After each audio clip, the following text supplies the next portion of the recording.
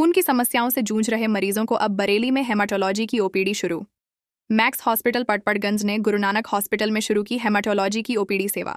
आपको बता दें, बरेली में Max super speciality hospital Patparganj, New Delhi ने बरेली में haematology and bone marrow transplant की ओपीडी सेवा शुरू की है। ये ओपीडी सेवा गुरु नानक हॉस्पिटल में शुरू की गई है।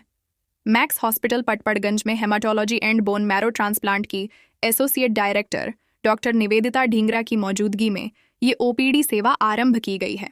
डॉक्टर निवेदिता हर महीने के पहले गुरुवार को दोपहर 12 बजे 2 बजे तक उपलब्ध रहेंगी।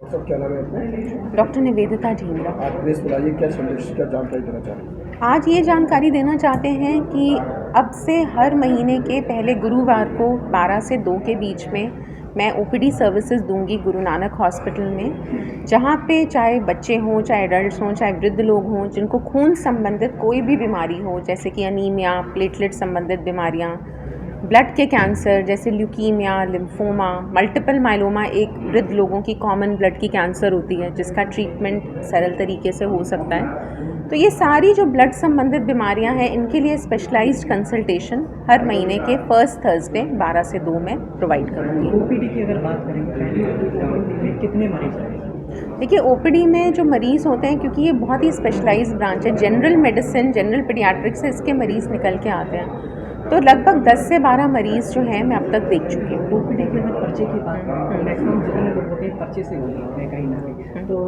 वहाँ पे ओपीडी का जो खर्चा है कितने का? ओपीडी का पर्चा मतलब कितने रुपए अमाउंट की अगर जहाँ तक मेरा ख्याल है 500 रुपये की कंसल्टेशन है, जो कि ओपीडी की कंसल्टेशन है। खून की समस्याएं आ रही हैं, ये किस चीज़ से लेकिन मैं अगर किसी मरीज़ को मेरी स्पेशलाइज्ड कंसल्टेशन की ज़रूरत है तो वो ज़रूर आके मिलें। हम उनकी कैसे हेल्प कर सकते हैं वो हम ज़रूर देखेंगे।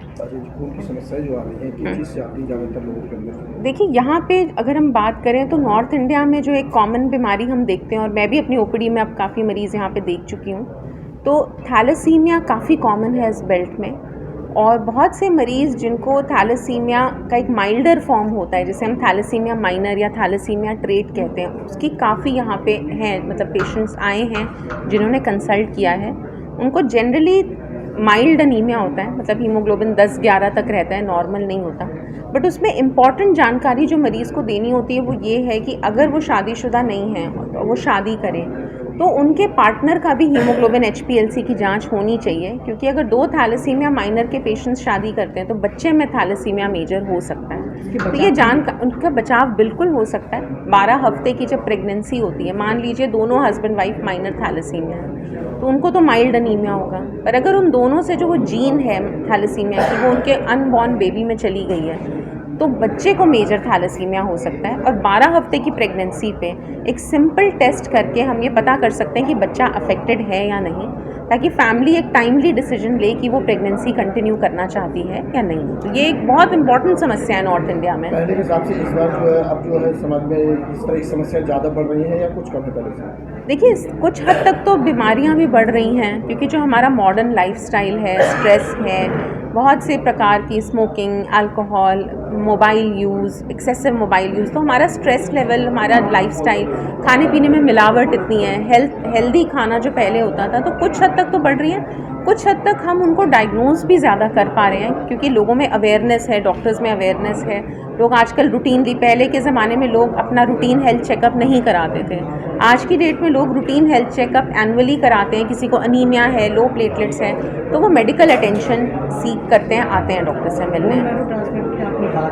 जी, कहाँ तक किस तरह से आप देखती हैं इसको, किस तरह से जो मरीज हैं उसको ट्रांसफर करते हैं, कैसी कंडीशन में करना चाहिए, कैसे क्या नहीं करना? देखिए, बोन मैरो ट्रांसप्लांट की बहुत स्पष्ट इंडिकेशंस होती हैं।